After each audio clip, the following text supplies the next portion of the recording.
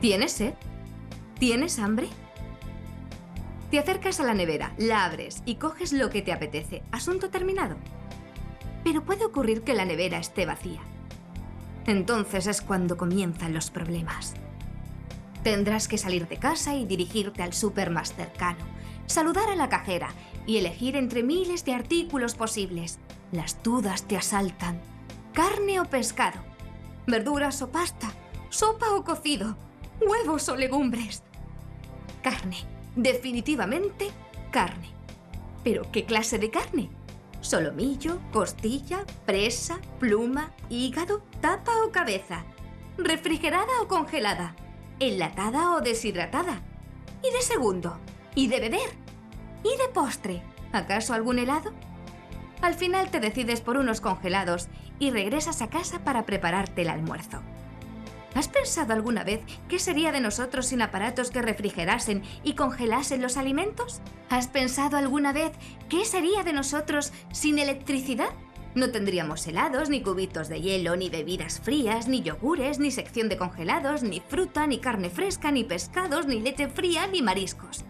Sin embargo, nuestros antepasados carecían de frigoríficos, congeladores y supermercados, y no les fue del todo mal.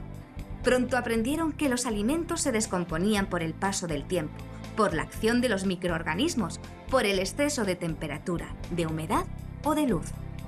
Y cuando esto ocurría, el color, el olor, el sabor, la consistencia y la textura del alimento experimentaba cambios tan importantes que dejaba de ser comestible. Para evitar que esto sucediese, el ser humano ha buscado siempre sistemas para conservar sus alimentos. Puesto que los animales que se cazaban, los frutos que se recolectaban y los productos que se cultivaban no podían consumirse en un solo día y necesitaban guardarlos para épocas de escasez. Cuando el clima en el que se vivía era frío, no había tanto problema. Los alimentos podían conservarse en cuevas durante todo el invierno. Pero en climas templados o de extremo calor, había que buscar alternativas. Y es muy posible que los hombres y las mujeres de la prehistoria aprendiesen a conservar sus alimentos observando también a las aves, a los felinos y a los roedores, que guardan su comida para los periodos de escasez. De este modo, pudieron descubrir que algunos productos se mantenían en mejor estado enterrados en el suelo, en el interior de vasijas de cerámica o en simples hoyos excavados al efecto.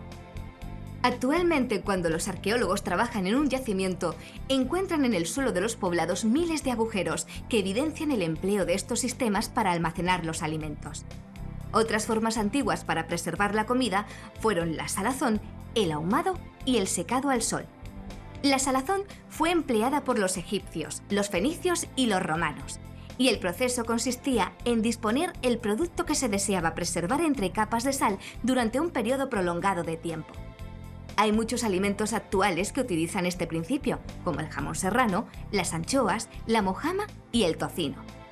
El ahumado consiste en colocar el alimento bajo el efecto del humo de una hoguera. De esta forma, el sabor mejora y se produce un proceso de deshidratación que favorece la conservación. Muchas carnes y pescados son ahumados para mejorar su sabor, como el salmón, el bacon y las salchichas. El secado al sol es un sistema sencillo y muy eficaz. Y muchas frutas y plantas se conservan durante mucho tiempo al secarse por acción del viento y de los rayos solares, como por ejemplo las uvas, que se transforman en pasas, y los albaricoques en orejones. También el aceite y el vinagre han sido utilizados como conservantes al sumergir los alimentos en cualquiera de estos líquidos.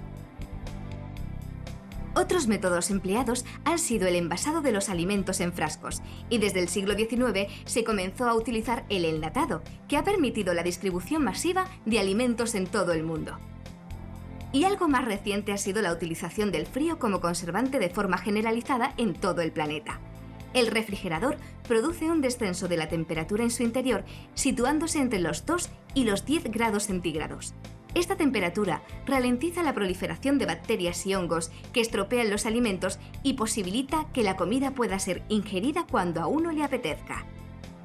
El congelador mantiene la temperatura siempre por debajo de los 0 grados centígrados, normalmente entre los 18 y los 20 grados bajo cero. Con este proceso, lo que se consigue es congelar el agua que contienen todos los alimentos y evitar así que se desarrollen los microbios que pudren la comida.